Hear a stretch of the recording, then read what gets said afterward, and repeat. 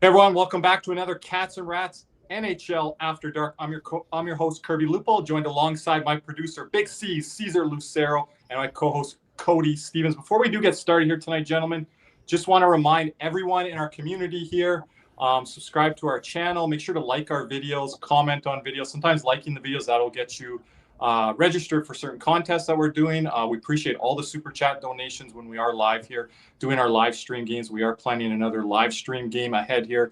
Appreciate all of our members right now. We have 7 members right now, and that includes like emojis, badges, special perks within your membership as well. We have the gold, silver, and bronze memberships. You can upgrade your membership as well. You can gift it to other members of our Cats and Rats community. And as I mentioned, access to great perks here. But we are back here, everyone, with our After Dark episode. Before we get into our NHL topics, guys, any comments on the Florida Panthers here moving forward? Big game against the Toronto Maple Leafs upcoming here on Tuesday night. Maple Leafs big win over the Pittsburgh Penguins tonight. Cody, I don't know if you were watching it, Caesar. I know you were working and busy, but Craig Berube benching certain guys like Dakota Joshua and Max Domi coming through big tonight. First of all, it's good to be back with you guys. It's been a while for me. Yes. It's been really disappointing here these last 3 games for the Florida Panthers. I think goaltending has been somewhat of an issue, but I think our back end, to me, has been the biggest issue as far as just not being able to protect around the net, and just it hasn't been well overall play by the Florida Panthers. Just allowing other teams to come back in the third period and blowing leads.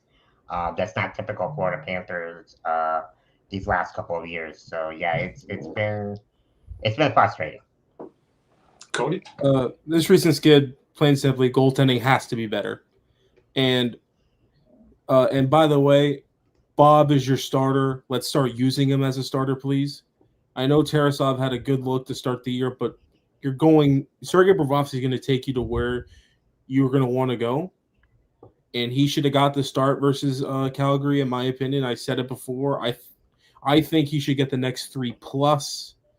But put it simply, the goaltending has to be better. I mean, this is 3 consecutive games where the Panthers have blown a 2-0 lead to a team, but it's just been kind of soft goals that have kind of ruined the momentum of the game. Like, I mean, Calgary, Tarasov's got to have that first one. Has to have it. I mean, shot from the outside, defense. I thought all 3 there, Cody. All 3. Yeah, but that's the one where it just the momentum. That's where it shifted. You know, Panthers got up early 2-0. Calgary was just turning the puck over like it was a hot potato, and honestly, just got to be better in the net. Honestly, and it's okay for them to have kind of like a shaky little bit here. But for the Panthers to win games here, we can't allow 3-4 goals or like 3 bad goals a game. We don't have the offensive firepower to counteract that. Mm-hmm.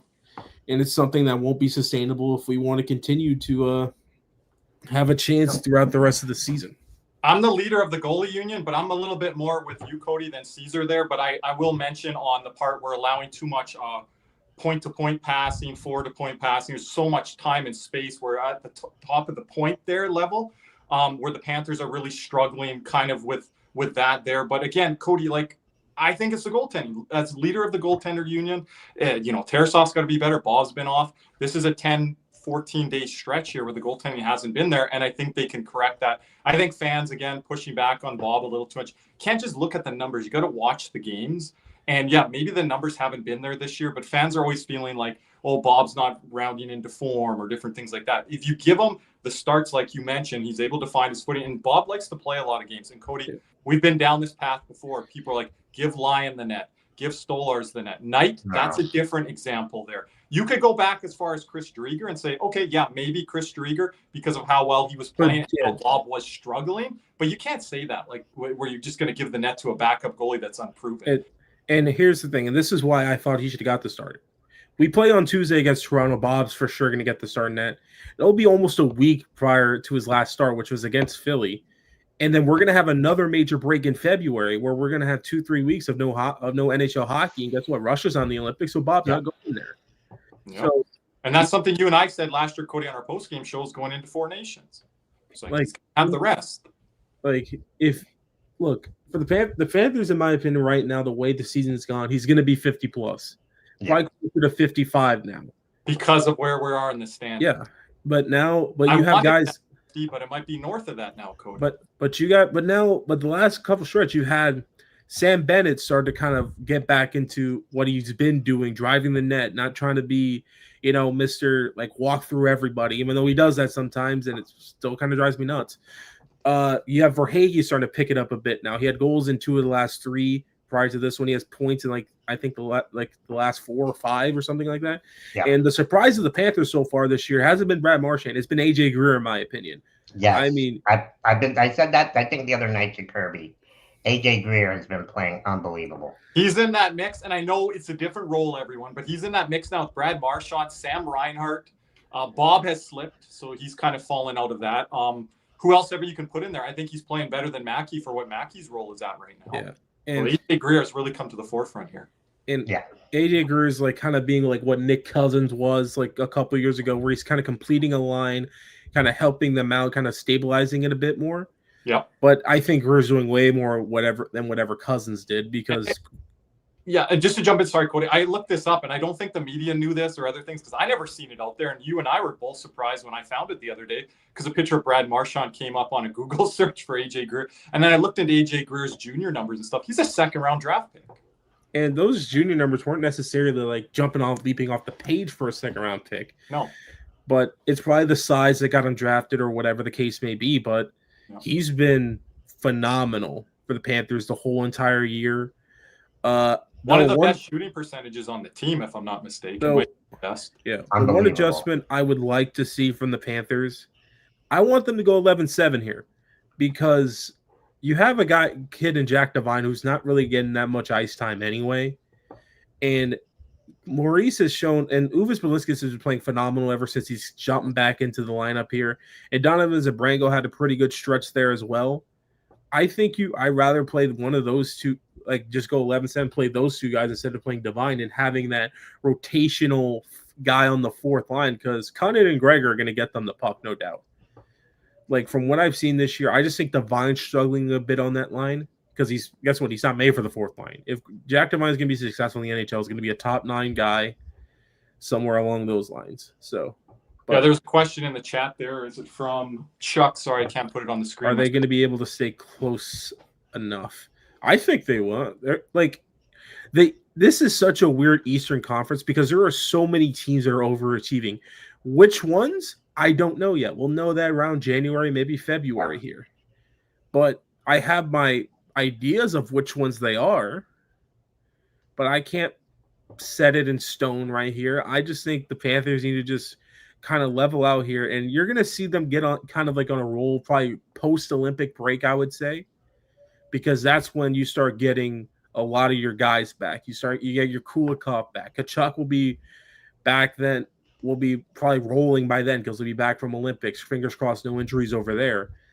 And then, I think those are two pieces that'll kind of steady out the Panthers. Yeah, and into February, March, you're starting to play more divisional opponents. I know we have the Western Canadian trip in March, Cody and Caesar, but this, that's where the team starts to find their legs. And even if they got to go up to Eastern Canada to play all those Atlantic Division games, whether it's north of the border or just at the borderline there, play really well in those games, with some urgency.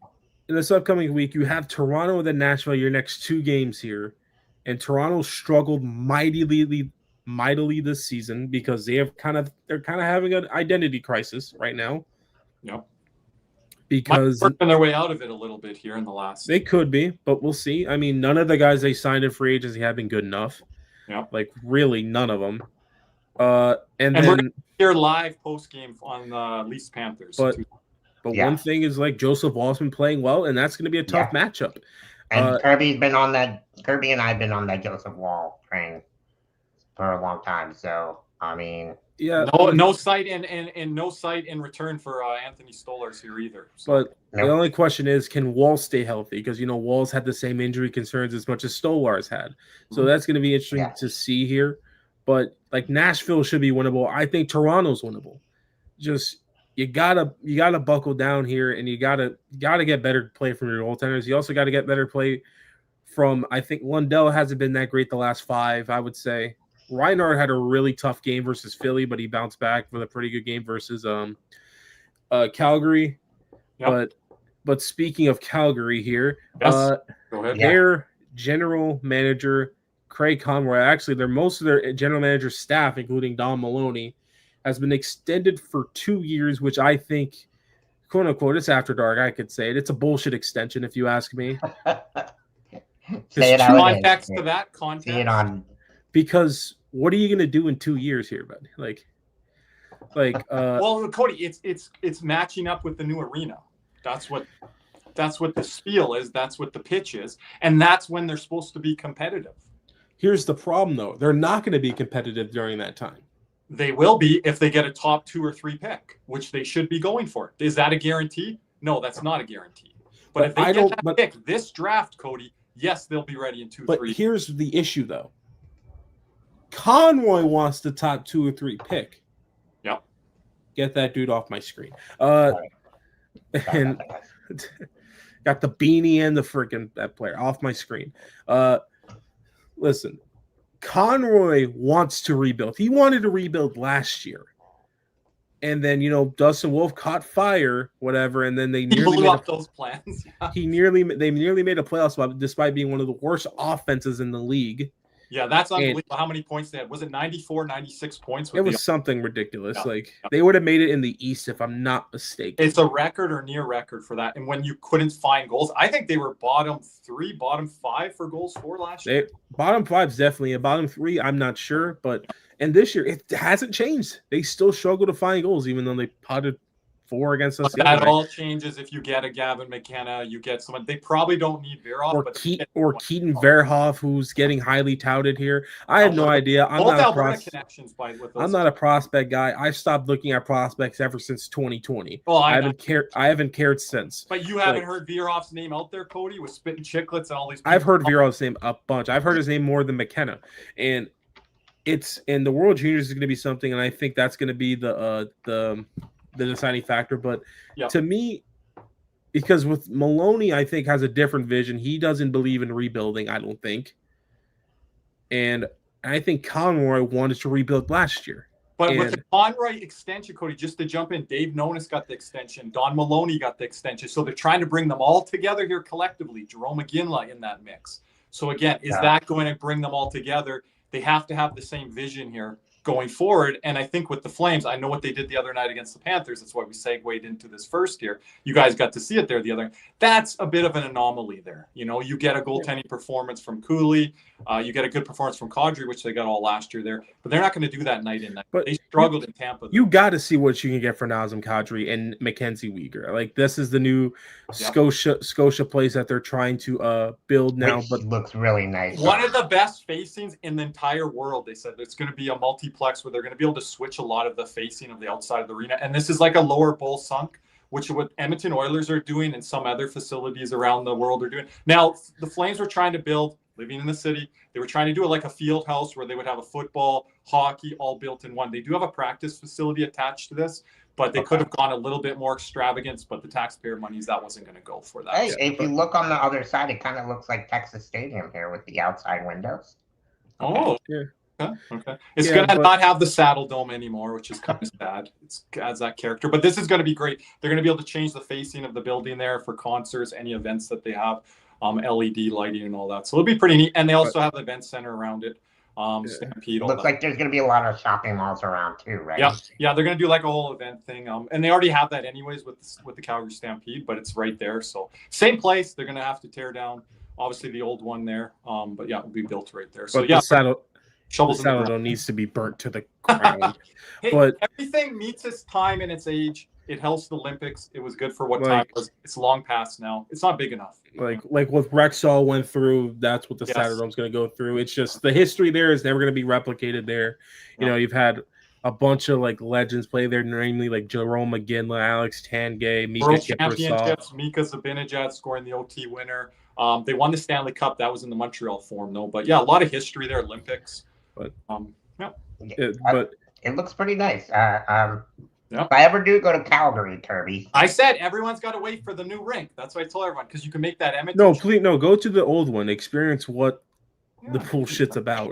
If you're a historian of the game, for sure, but you're not. But you feel the history, but you're like, yeah, it's time. Yeah, like, yeah. But with the Conroy extension is, if they're going to extend him, are they going to let him do what he wants? Which I don't think they're going to. Like, because a 2-year extension is nothing, really. You can't change too much in a 2-year extension. You can't even rebuild in that. I didn't think that was going to be your point, Cody, because it doesn't matter with the extensions. If they give him a 5-year extension, you can fire him whenever you want. Yeah, but a 5-year lease tells me, okay, he'll have time. 2 years, he ain't got shit.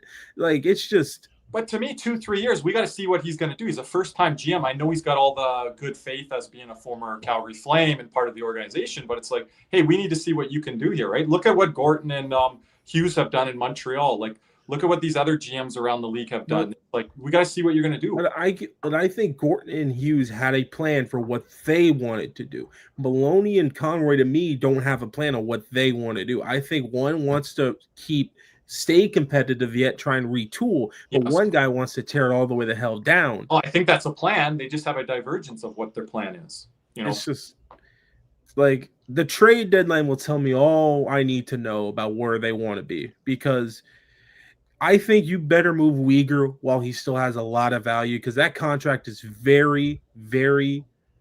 It's. If you're expecting them to move, maybe like one of Kadri or Anderson, or I would say both. But to get Uyghur in that's interesting. If you want to get better in the future, you need them picks. And Uyghur could fetch you 2 firsts, because a right-handed D for $6 million per, and especially in this market, is value there. If they get 2 firsts and turn it down, then come to me. But if they get, let's see if they get that offer. They can get a first and a top prospect, 2 firsts, whatever the case may be. If Oliver Bjorkstrand and Yanni Gourde can get 2 firsts, Mackenzie Uyghur sure as hell can get 2 firsts. Like, that's just how it is. He had a 20-goal year a couple years back. This year, he's got 1 goal. He plotted his first goal there the other night. So I think the offense was kind of like, as Panther fans, we're like, that's not really Mackenzie Uyghur's game. He kind of put it all together. But the issue is, like, Jonathan Huberdeau is going to be stuck there because no one's going to want to acquire that. That's the thing. You're not going to be able to move all. His contract's not going to be able to be. And then you signed Dustin Wolf to that extension, so he's stapled to you for the longest time here. That's part of your next window.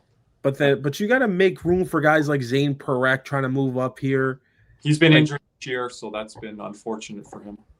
But like, that's just how I feel about it. Like, you got to move both Kadri and Anderson. If they're both still there at the deadline, I don't know what you're doing. No, especially Anderson. Yeah. And with Kadri being a center and what the center market already commands, like, that's probably 2 firsts. Because guess what? It's with term, and guess what? We're probably gonna have to retain just a bit. So we'll see here. And I know we'll get to this team later, Cody. I don't want to get into them now, but some of these teams are going to be falling out of the race. One of them, namely the Vancouver Canucks, who are in action right here tonight. So you can't wait so long at the deadline, because some of these teams that did want that 2 seed might have moved on from that. And Montreal's one of them. They might move on eventually. So you gotta Does strike. Carolina make a move to get that second seed that they need? I think Carolina's on Kadri's no trade. So he would have to change it or modify. He would have to waive that. Okay. And a lot of players don't like going from east to west. They really don't like it, because remember, Allmark nearly got traded to LA, and then he nixed that deal. True, but they do change their mind around the deadline. Especially with the way the standings are going, or how the team is looking. But we never thought that Brad Marchand would ever want to go to Florida. Yeah, but no one knew that he. But none of us ever thought that, he would even be thought of being traded. Like, that's true. That's why. Because when he asked for like that 3x7 or whatever from Boston, I thought it was fair for him. Because hey, listen, it's just something you gotta do, and he paves the way for your younger guys. But anyway, I digress. But I gotta see what Calgary's doing here. Because if they're trying to stay competitive and they try and extend Anderson, like, speaking of extensions, this one confused me right here. I'm not going to lie to you. This one shocked me. But Yeah, Like, Mike, Cody, I want you to pull up the contract that Mike Matheson had in Florida. But go ahead there, Cody, with the official. but Mike Matheson signs a 5-year, $30 million deal at $6 million. $6 million per. I think the deal is extremely front loaded, if I'm not mistaken. Yeah, the signing bonuses I read today. Is it 21 of the 30 million? How much money has this guy made? Oh, quite a throughout his bit. whole career? Oh, Quite Cody's a bit. gonna pull it up. I know people wanted to give Ekblad crap, but man, Mike Matheson is getting a pay increase now from his last deal that was in Florida. That was his last deal, right, Cody? With Dale. Yeah, his last deal in Florida was 8 years at 4.875 per. At the time, which was what this year, like during this time, maybe 6-7 million. Look, back then it was probably worth that, yes. But you see here, just like so, as you can see here, you have like the whole contract with Florida right here, where it expires, where like it had no signing bonuses really until the end, but now you look here. Look at the signing bonus here: 5 million, 5 million, 3.8, 5.5, 3.5. Like it's pretty heavy here. And with Matheson is, I think Montreal wanted to get it done because I think they value what he brings into the room or whatever, that veteranism. But here's the thing: I'm not sure what he'll look like in a year. I really don't.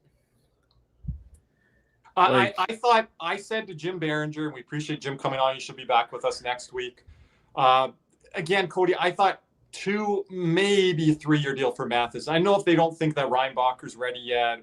Well, that probably shocked me more was the years in the AAV. That's what probably I know 6 ain't gonna be like, because the cap's going up, but 6 million. Because he's got a no movement clause, I think, on the first 3 years of this 5-year deal, I believe, and then it's modified from there. From the fourth year, it's a full NMC and then a modified no trade in the last 2 years, which probably isn't a bad thing considering. But potentially year 3, they might want out of this deal. What are you doing in that season? Like I'm thinking year 2. Like that's how early I'm thinking. Like this move didn't make sense to me because I felt like Montreal would have wanted to improve at that position, not run it back. But Montreal fans, I was talking to them this summer with Coach Frenchie over on the Habs channel on YouTube. Coach Frenchie does a great show there, Cody. They wanted to bring Matheson back all along. I'm like, you guys got to be careful with the term. They're like, we need to bring him back. We don't want to put our young guys into the fire. We already have Lane Hudson there. Mike Matheson played well. I understand he's played better for them than he did for us. I get that. But the point of his career where he's at now and where the team is trying to progress to, I don't quite understand the 5-year deal. And you still got Patrick Laine there, which you got to deal with that. Yeah, contract. but with the 5 years, my only question is, are you going to move out some of your young guys now? Because 5 years, they're probably ready by year 2 of this deal. Well, I don't think they want to move out their young guys because that was their whole foundation, their building blocks of building that back end in that defense. But there. If they want to keep shifting, right, like about year 2 or 3, that's when your eyes should be right on the Stanley Cup if they progress the way I think they. And that's why you should have gave him a 3-year deal. If he pushes back, Cody, what leverage does he have? Shouldn't Montreal say, okay, we're moving on from you. We just brought Dobson and we have other young emerging defensemen. What leverage does Matheson have to ask for a 5-6-year deal? And I understand it's front loaded and all that. You guys can tell me that. Jim will tell me that. 21 of the 30 million, I think. But I just don't get it by term alone with the clauses that are in on the deal. Like, this isn't a premier defenseman. I know he's improved his game in Montreal, but again, I just don't see the fit here when they're ready to be in that contention Stanley Cup window in 3 to 5 years. I don't know. Maybe because we're Panthers, we gave Nico. Maybe we're looking at it jaded. We gave Nico Mikkola 8 years, so maybe we should look at this deal. Fans will come at us to that. I know we're in a different spot here. We're trying to. I'm saying, but I'm trying. At least he's proven to be a great second pairing defenseman on a cup winning team.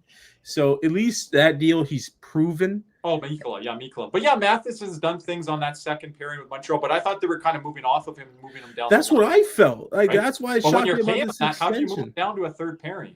I don't think you can. Yeah, I don't think so. Not with that kind of money. And you have Hudson, Dobson, like he's a puck mover. Yeah. He ain't seeing power play time till end of hell. Like, Yeah, unless they run out there in 3-on-3 overtime. Unless they run 2D on the second unit, which they can obviously do, but I don't see that happening. But it's just like it just shocked me because I just felt like I don't know, I always thought they were gonna move on from him. We appreciate what you did, you helped the young guys out, but now we gotta switch it up here. So, yeah, just something that caught my eye here. Cody, we want to get into this next. Now, the guy that tweeted this out, he is an Edmonton Oiler content creator guy. He's been doing content for quite a while. I think his name's Michael. I've met him before. He said, I've got some inside information here, guys, on like maybe a Jari and Stuart Skinner deal. And tonight on 32 Thoughts, Elliot Friedman on Saturday Night Hockey Night in Canada, Elliot Friedman alluded to it a bit too, but then he kind of said, teams are looking for goalies. And one of the teams he mentioned was the Penguins. But he's like, the Oilers are adamant right now. They're keeping Stuart Skinner. They're continuing forward with him here. They're not trying to upgrade the position. And that's the problem with Stan Bowman. He's never upgraded the position in the past. In Chicago, other places he's been. Yep. And I think even Ryan Whitney's been adamant, like, we need to improve our goaltending or this team's not going to get to the next level. So... They don't believe in that. They don't organize. Look, Whit's worried that they may lose McDavid and not even win a cup with him as the best player on earth. But this deal, Jari is not an upgrade, Cody. I know. That's what I'm thinking. I'm like, it's crazy. He has cup experience. He's won cups, but Stuart Skinner has also been to Stanley Cups. And the way that Tristan Jari has played over the last 2-3 years, I know he's playing. Jari's never won a cup. Oh, I'm sorry, my bad. Are you thinking about Matt Murray? I'm thinking of Matt Murray. He's never won. Thank you, Cody. He's never won a cup. Like Jari's never won a round. So what are they thinking with him to bring him in? He's been to the minors. He's had to go down there. They've had to send him down to rework his game. They've done the same thing with Stuart Skinner, but they didn't do it to the level of Tristan Jari. So now what are they doing with this situation, bringing Tristan Jari? What if he has a problem, Cody? Is they going to send him down to Baker's to reset? Listen. No, my bad there. I was like, that's a while ago. I'm like, he didn't win no damn cup. But here's the thing about Jari. If you look at his playoff history, he might if he goes to Edmonton. Maybe that's the thinking. But go ahead. You guys remember 2021? It was Penguins, Islanders, and Tristan Jari gives the puck right to Josh Bailey, who proceeds to net, I think it was the game-winning goal in overtime. It was in 2021. People will know what I'm talking about here. I wish I could show the clip, but we can't do the copyright reasons. But he's not been great in the postseason. Let's be real here. And the other one where he was hurt versus the Rangers when Pittsburgh blew that 3-1 series lead and the Rangers won in Game 7 overtime thanks to Artemi Panarin.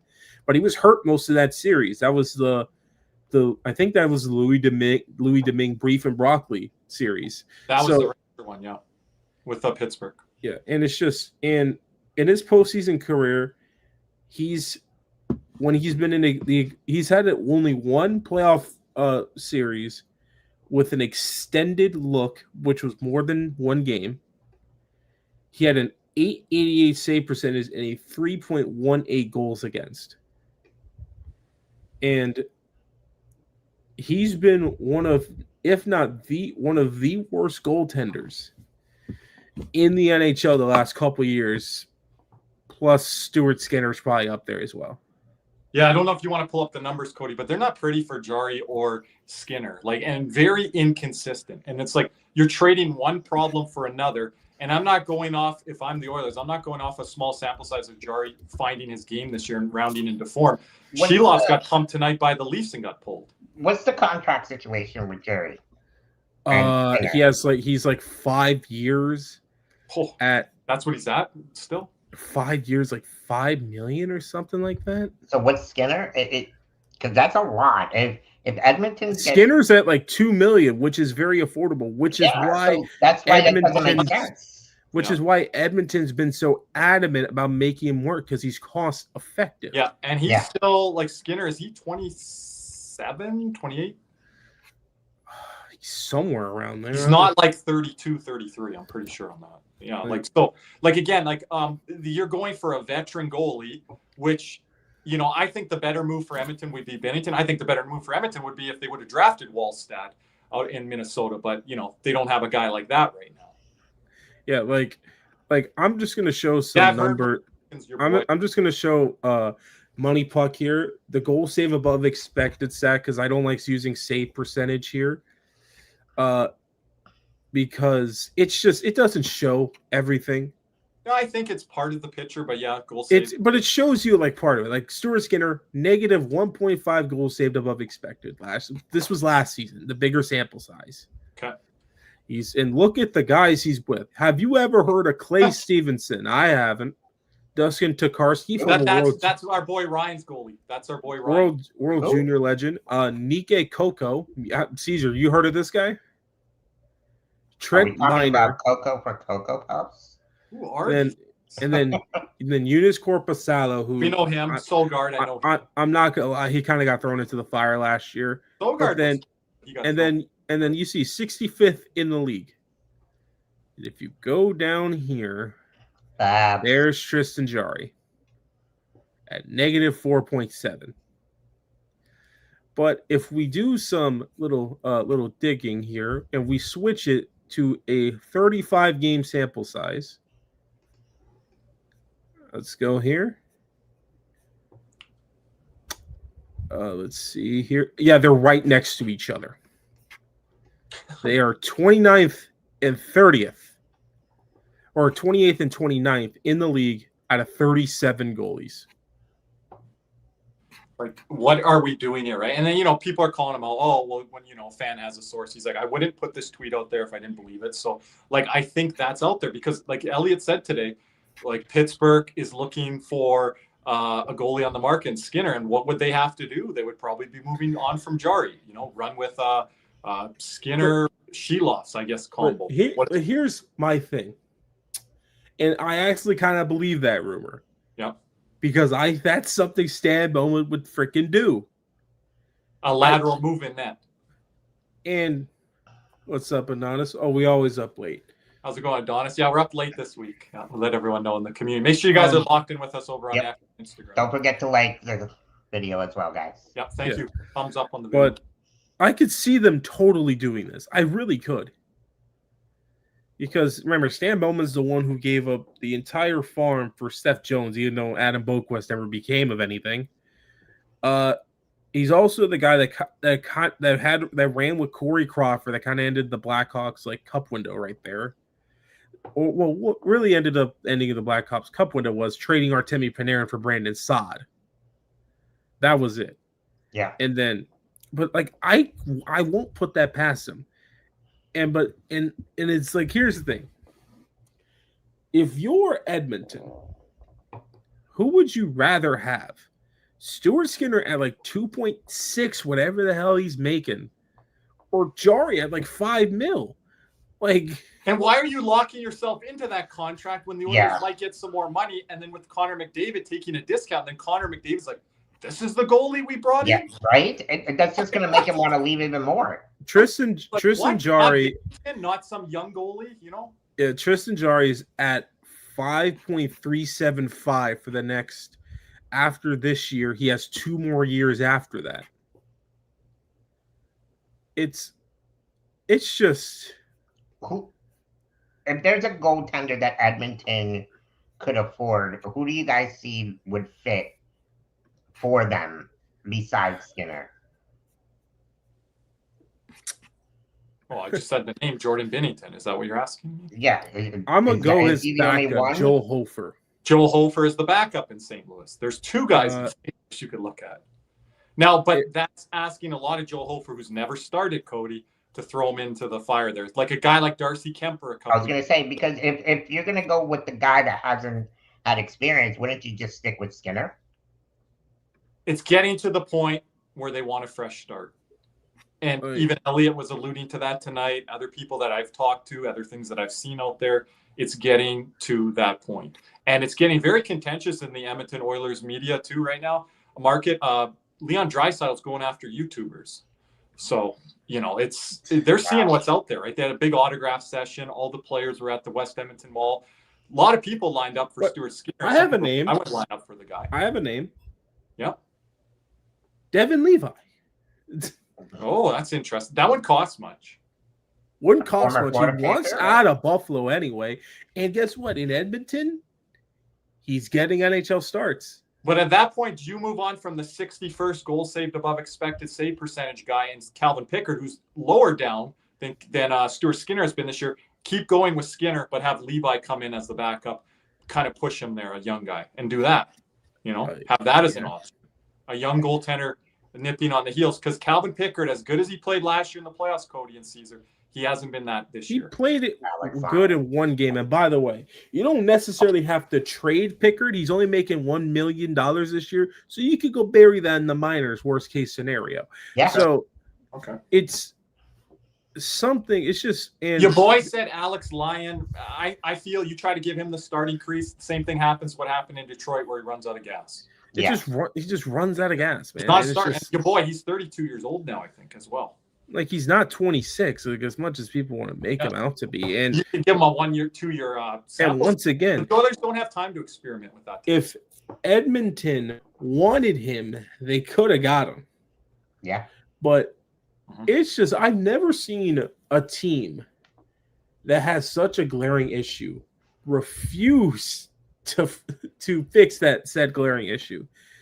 Like, and I saw, and it's just like, I don't mind that. I don't mind that. I got us 2 cups. Guess what? Screw it.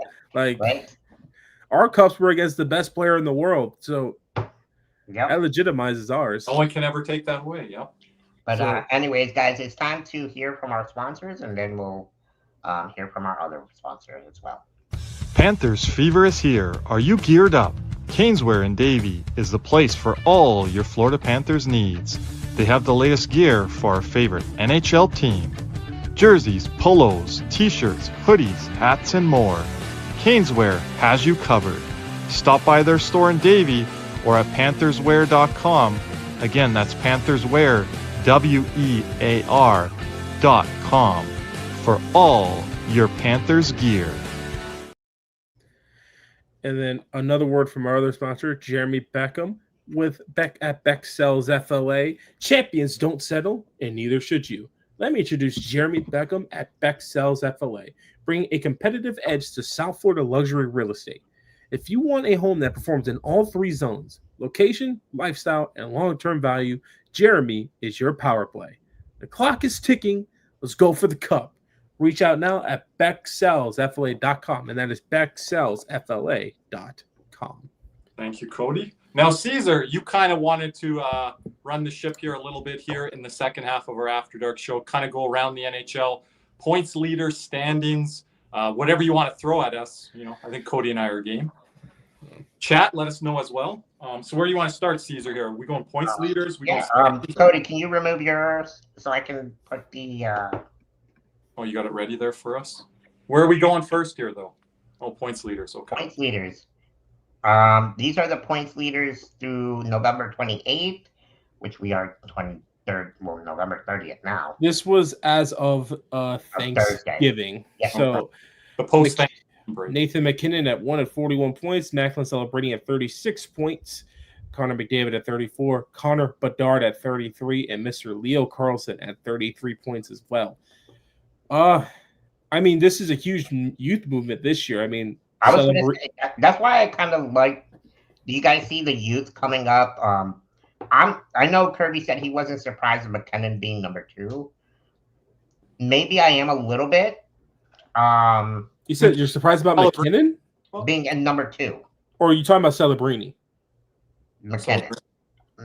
McKinnon. Not McKinnon. I'm sorry. What the hell am I talking about? No, Celebrini. What the hell am I talking about? I'm sorry. I'm about to say. No. I have Nathan McKinnon in the. No, McKinnon is number 1. No. I was about to really question you, Steve, for a second there, buddy. I always defend McKinnon. Holy moly! Sorry about that, guys. I don't know what the hell I was thinking. No, I meant Macklin Celebrini. He was the biggest surprise for me. I'm glad to see Bedard being up there again. seems like I don't he's think having anyone had Bedard up there. I'm a Bedard defender and apologist, but I never had Bedard up here coming into the year. Really? Okay. Look, the shock is number 5 right here, Leo Carlson. That's Right. that's really, really. By the way, Shout out to our boy Johnny Boy Films. His hot take coming out of the draft was like, he's like, Leo Carlson's going to be a better player than Connor Bedard. They're both there. But- Neck and Yep. By the way, I have Leo Carlson in the CatsNRats Fantasy Hockey League. I had him last year as 1 year early, as I like to say, Cody. But I drafted him last year too. You just traded for him. Yeah, I was high on him. And I didn't expect this, but Joe Quenneville loves these big defensive-minded centers. Jonathan Taves, Alexander Barkov. Guys Leo that are Carlson. coachable, which I think Leo Carlson is, Cody. Last year they did fit with him, an NBA thing. This year, Quenneville really got to him early, and he's been going. And the Ducks have been the surprise of the NHL so far. Yeah. Kind of just rolling, man. That team is so exciting to watch. Just because they're not just flying by players or by their opponents, the way they're playing physically as well, that Joe Quenneville style, it's really good to see. I know with what happened a couple of years ago here in Chicago and Quenneville leaving the NHL for a few years, I'm actually happy to see him back out there. Yeah, there's some people that are polarized on that, but that's a whole other can of worms. But anyway, I didn't hire him. But Celebrini, I have him in me and Kirby's keeper league. I was really torn here because in the keeper league, I also had Igor Shesterkin and Connor Hellebuck going into this year, and I was really debating on whether or not to keep Celebrini. And I told you you got to like what, even if he has a sophomore slump, which Cody, you believe in the sophomore slump, but you didn't believe in it with Celebrini. So by no means you think that there's going to be kind of a regression here, but to do what he's doing out of the gates and to be that high up in the points race leaders, I'm quite surprised on that. Like him and Will Smith have been one of the more exciting duos to watch in the NHL this year. If you guys have not gotten a chance to, please go watch a Sharks game. Yeah. Just go watch them. Those two are electric. I was watching them tonight. They're still struggling defensively. But that comes with experience. That's going to come with experience. They don't have the pieces there, I think, for like an elite PK, the goaltending that they're getting on certain nights with Nedeljkovic. I don't know exactly why they're going to him as much as they are, but that's another story. But yeah, that list doesn't surprise me of what those guys are capable of, but Caesar, for it to be early 2025 and that's the part that's like, wow, the youth movement is here, the next wave is here, but don't count out the guys below there. I know Jason Robertson's below there. He's been bumped up here. Cody, you got the other names in front of you there. There's a lot of guys there that are, Tampa Bay Lightning players, right? Brandon Hagel has 15 goals right now. That's crazy. We have the next 5 that follow are Marty Necas, Jason Robertson, William Nylander, Nikita Kucherov, and Mr. Jack Eichel, who was leading for a little bit there. And then right behind Jack Eichel, he's tied Cale Makar. Got to throw the D-man out there. Wow. But I mean, it's a tight race right here. I mean, Marty Necas, another guy, is a little is the surprising one to me. But then again, he's on a line with Nathan McKinnon, so probably didn't need that old too much. But you got to go down a little bit further here. I mean, our very own Brad Marchand at 27 points, tied for 23rd in the league, along with his best buddy Sidney Crosby. But yeah, Crosby ain't going away. Those old dogs are still there. Okay, I got to shut this down. A big word trade that included Radko Gudas. Would you welcome a return? They are not trading Radko Gudas. No, not with the way the team is playing. Why would? Especially they need that grit in the back end. I don't see when they'll. But you want to know also why big old Radko is very important. He's the captain. Yeah, they're not going to move with captain. All you Panther fans always try and take captains from the league. Brady Tkachuk, Radko Gudas. Guys don't want to give you A guys, Pozo. I just want to know with everyone, like you guys tell me like on our post-game shows and things like that, because I'd love to hear it. If you guys had a letter C on your jersey, I don't care what level it was. I played competitive, Cody. I'm pretty sure you play semi-competitive, competitive. If you were a captain, would you want to leave your team to go somewhere else? No. Like, answer that question yourself, Caesar, right? See, Like, if you're a head coach, Caesar, on a football team, are you going to go somewhere else and take a coordinator job? Here's where I would never ask out. But if they traded me and it wasn't my decision, or it has story. to be so bad with that C on your chest that you want out and a fresh start somewhere else. It has to be so bad. And it's not like that in Ottawa anymore, everyone. Like, they turn the corner. Celebrating you saw, but that duo isn't keyed in. If that duo isn't keyed in on yet, there's something wrong here. There's no way they're not keyed in on yet. They are killing teams. They are. I mean, let's see. Will Smith's also had 24 points this year as well. I mean, 10 goals, 14 assists. Like, it's just like, I know teams are going to be higher alert, but if they're not keyed in on them yet, they haven't been watching.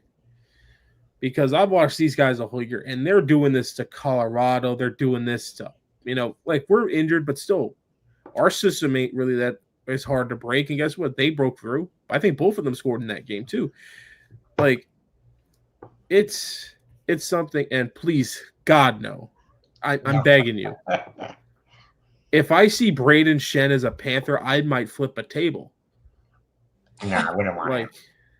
Like, it's just he's throwing everyone at us. Like, it's like, this is not a salary cap league anymore. Meeksy's living in 2005. Like, we're the Colorado Avalanche here. No, we're Detroit. Yeah, Detroit. We're such a wagon. We're Brett Hull and Nicholas Lidstrom and Luke Robitaille on a third, fourth line. Right. Yeah, we got Darren McCarty at freaking like 5 We got Dominic Hasek in net. We just got everything. Talking about young players, one player who I've been really excited seeing in the NHL, who's also Busy Boy's daddy, our boy, Matthew Schaefer. I think Caesar loves him because Spitting Chicklets is always throwing. No. I said this guy's #1 pick last year. Our boy Vince here. No. Hagens, that guy's gonna go #1. Like, no, and he had injuries last year. He got injured during the World Juniors there. It was unfortunate, but he's a big media guy right now. And I know, Caesar, I'm just being honest with you. I know that's why he's caught your attention. Because no, that's not why. Go ahead. He's grabbing the headlines, but he's talking the talk and he's walking the walk. But he's getting the headlines because he wants to show personality. And this is why you're seeing. And plus his story also. Like, I was going to say, thank you, Cody. His story with his mother and cancer and all this, that has that touched me. And for being a kid at a young age and for him to deal with that and just being the player, the person that he is, it's a really inspiring story. And I love those kind of stories. Yep. Me being with cancer, fighting with cancer still, I attribute to that, and part of it is with him being on the Spitting Chicklets. I got to know who he really was, like got to know like his personality and what kind of person he did, or what kind of person he was outside of hockey. And for him, and I even talked with DeClaire. I was like, hey, with Matthew Schaefer coming up, have you talked to him? He didn't really get any conversation with him.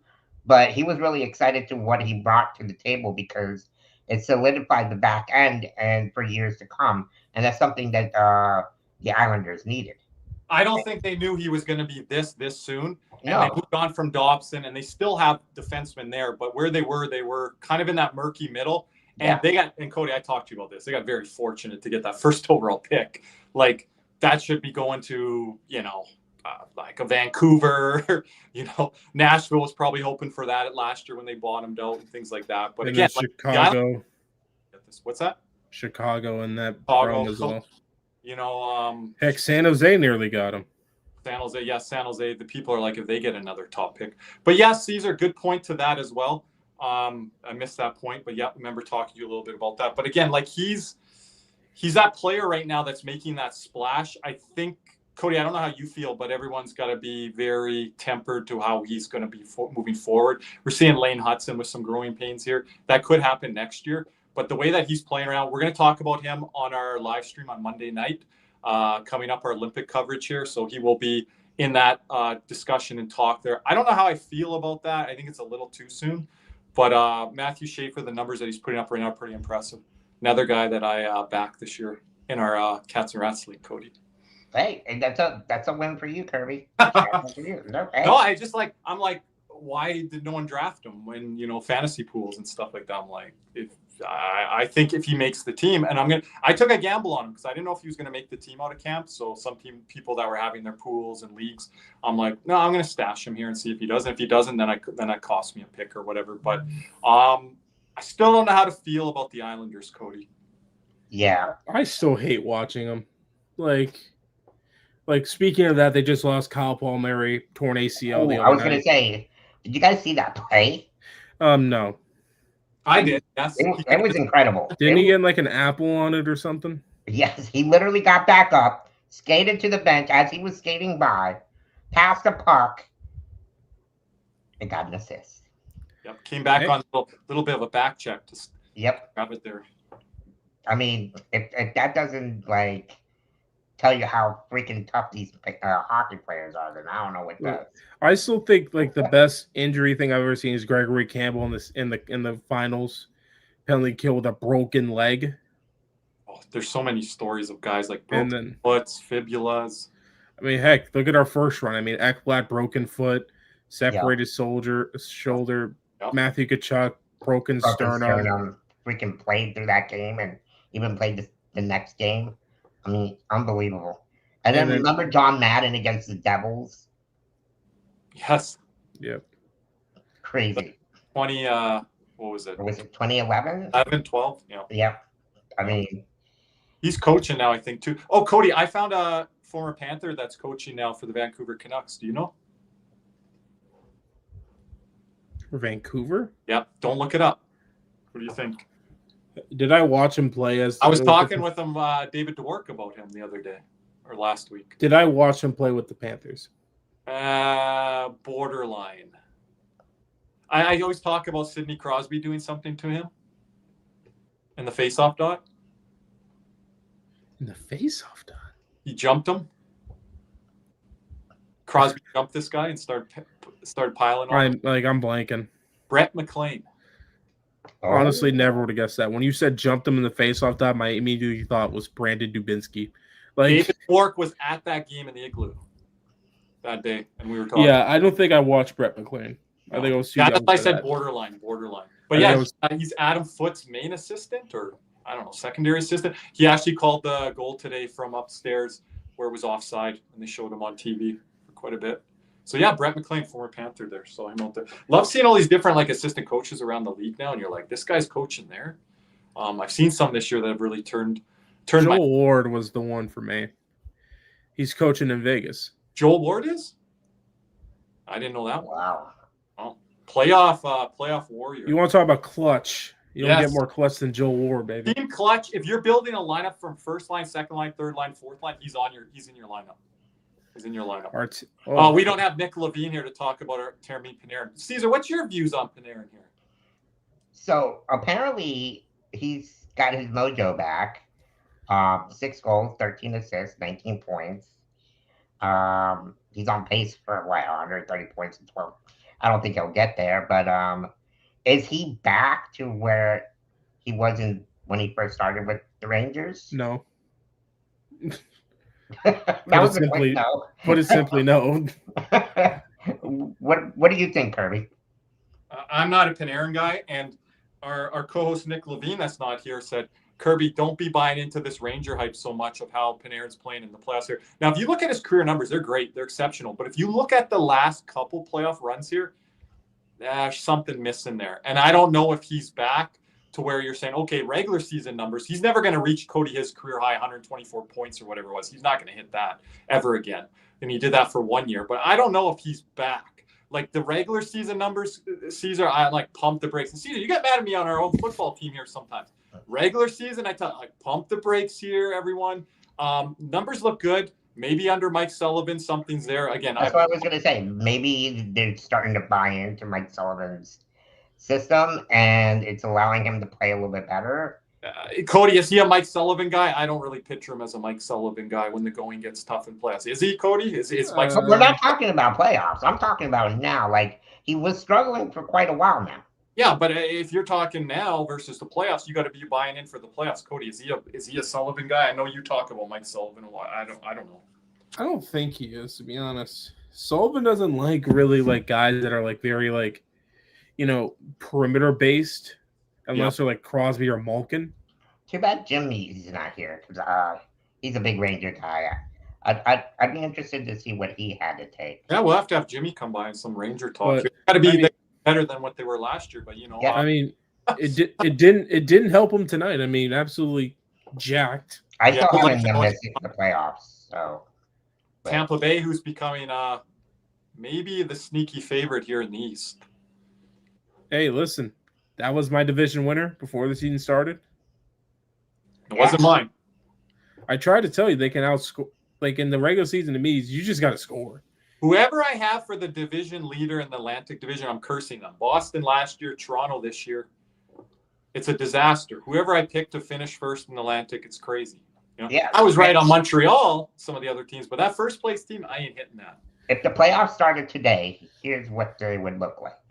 Wow, these are dog shit. Cody's saying that because there's some teal over there in the left-hand corner.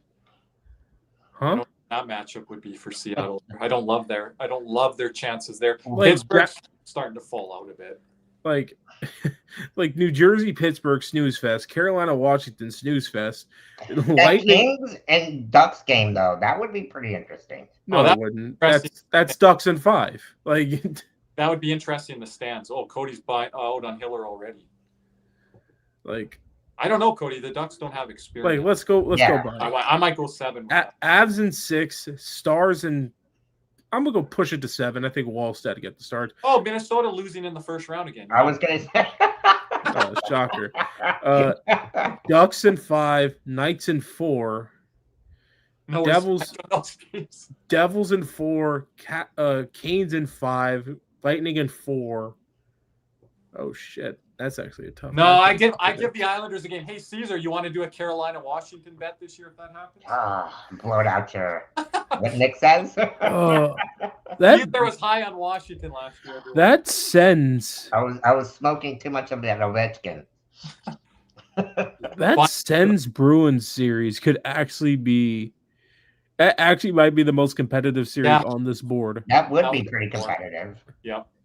Yep. I'll go Bruins in 7 because I like Swayman better.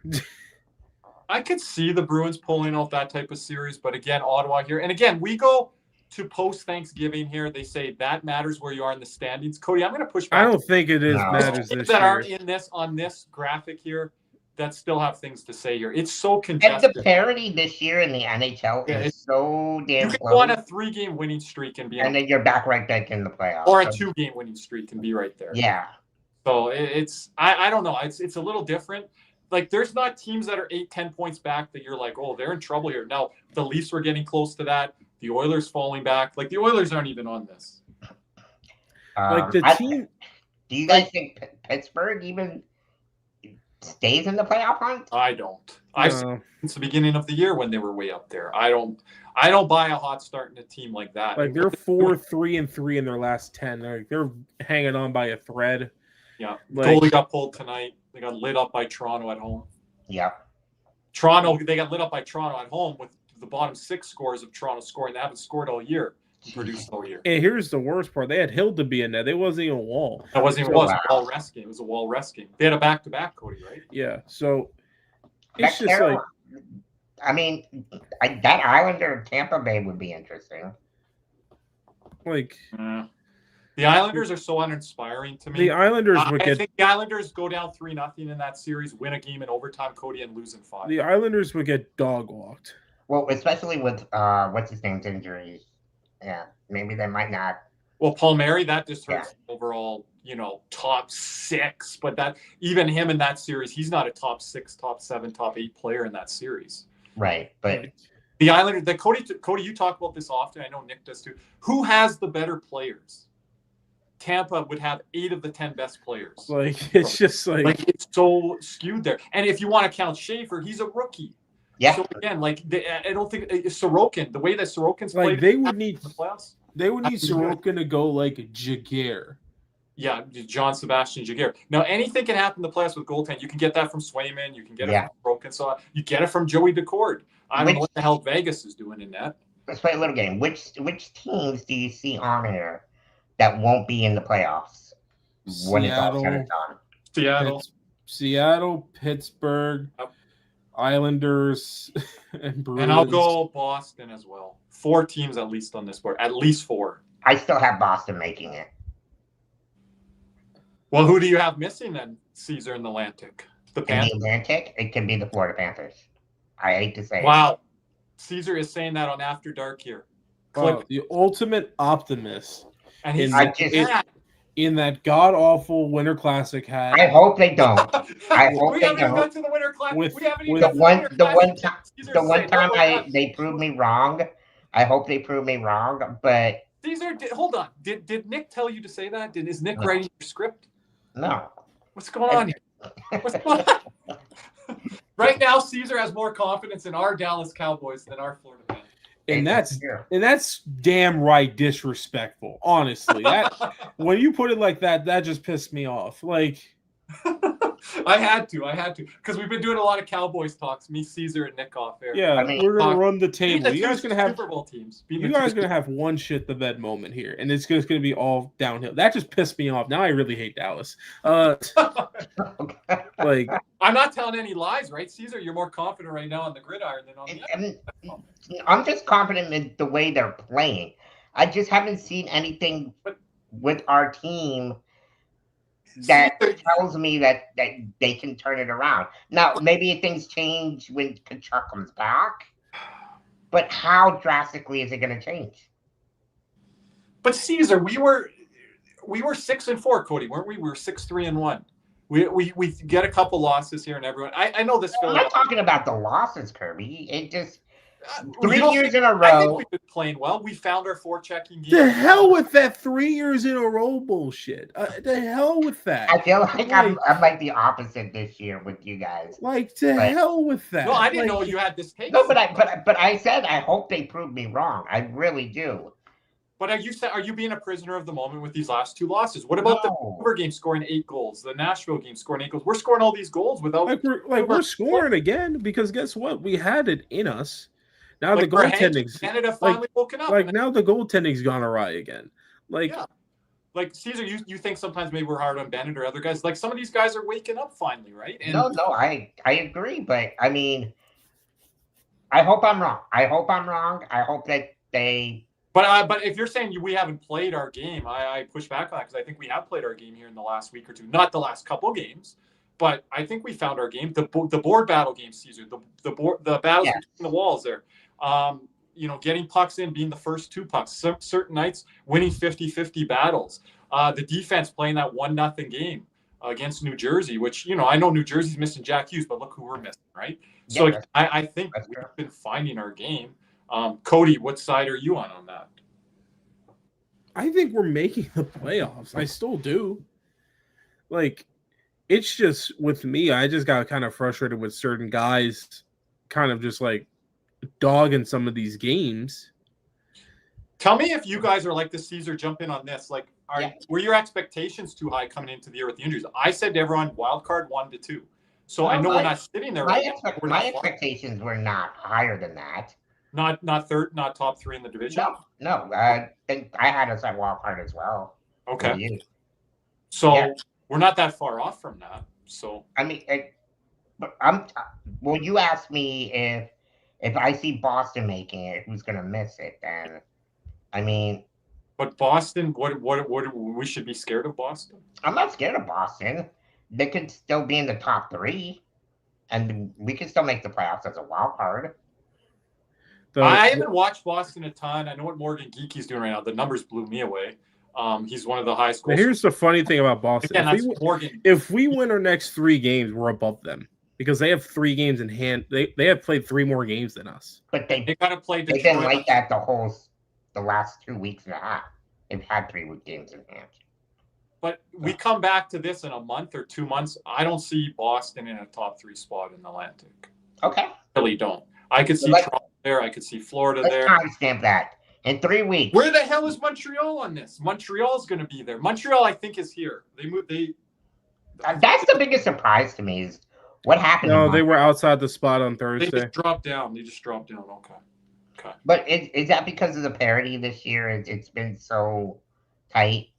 Yeah, I mean, well, you asked us your question to us, Caesar, before we put that up was, how many teams you think are not going to be in the playoffs? There's 4 or 5 on it. That's a big list. After post-Thanksgiving, to have 4 or 5 teams that you're saying fairly confidently. Cody, that list really had maybe what? Like 2 locks on the East?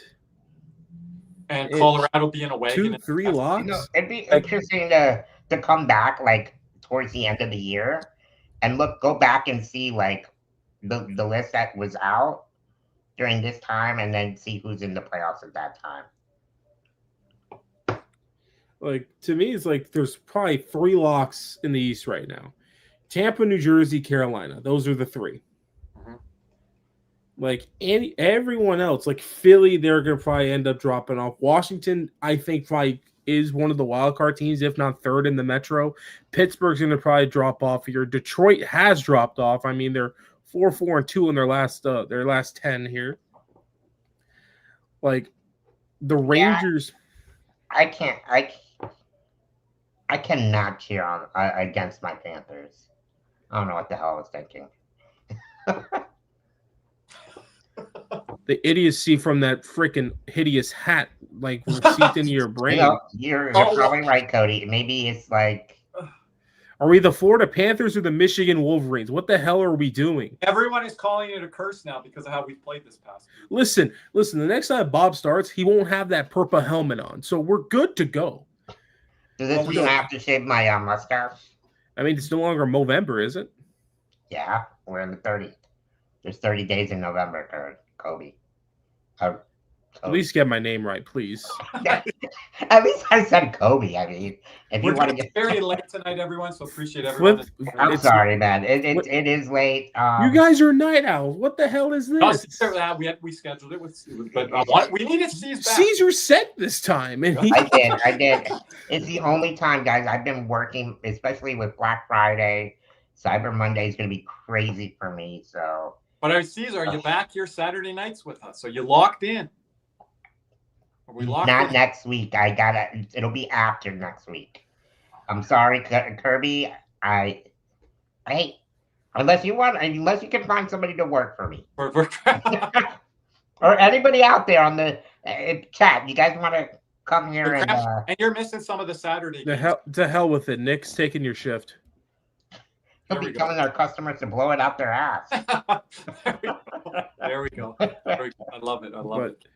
Anything else, boys? Anything else? We will be back on Monday night for our live stream Olympic discussion coverage. I'll be with my co-hosts Ryan and Daniel. Tuesday night, we're going to be here for the post-game show. Are you guys going to be with me? Yeah, I'll be at the game. Can't wait. It's going to be fun. Okay, you might be with us in the chat then, Caesar. Yep. So I'll give us the questions. Hit us up with what you saw from the rink. First game against Toronto Maple Leafs this year. Should be a fun one. It should be a fun one, and hope Busy Boy's ready for this one. There we go. And we're trying to have our latest podcast episode out with the holidays and everything here. We're trying to get that out. Have some fun things in store there. And next week on Sunday, not in lock yet, but I might be meeting Matthew Schaefer. We'll see. To be determined. Ooh. Oh. There we go. There was a prelude to some Matthew Schaefer talk here today. little nugget there. But anyway, ladies and gentlemen, thank you for joining us once again on another episode of NHL Cats and Rats NHL After Dark. Once again, thanks to everyone who commented, watched, and even on Caesar's Instagram live. Shout out to you guys. We were going to have double digits here tonight, Cody, I think at one point. Yep. So and especially for 1 a.m., that's pretty good. Reminds me of that playoff run we had. We were at 70 one of those games. That was kind of crazy. But the Toronto game, I think we had 100 people. Oh, me and Steve, they're all the people in the chat. Hey, the Toronto fans, come back on Tuesday night. I know they'll be over there on Hey, listen, I wasn't there for that. Zach. I wasn't there for games like I think it was what 3 and 4. I wasn't here for. No, I No. wasn't here for 2 and 3. I wasn't here for that. 2 and 3, I think it was. Yeah. So, but anyway, once again, thank you for everyone for watching. Please like, comment, please subscribe. Remember, we have memberships going on as well. And members, reach out to us in the YouTube member chat, please. Some of you guys have signed up for memberships. Reach out to me in the YouTube member chat. It's there. You're probably not seeing it. Go over, check out membership out. There's a chat there. And also stay tuned for our next contest coming up with the Sam Bennett. We should have a podcast episode coming out probably around Monday or Tuesday. We will see. Please stay tuned for that. But for once again, shout out to Caneswear and Bexels FLA, our sponsors of the Cats and Rats. For Kirby, Big C's, and myself, we say thank you. And as always, let's go Cats.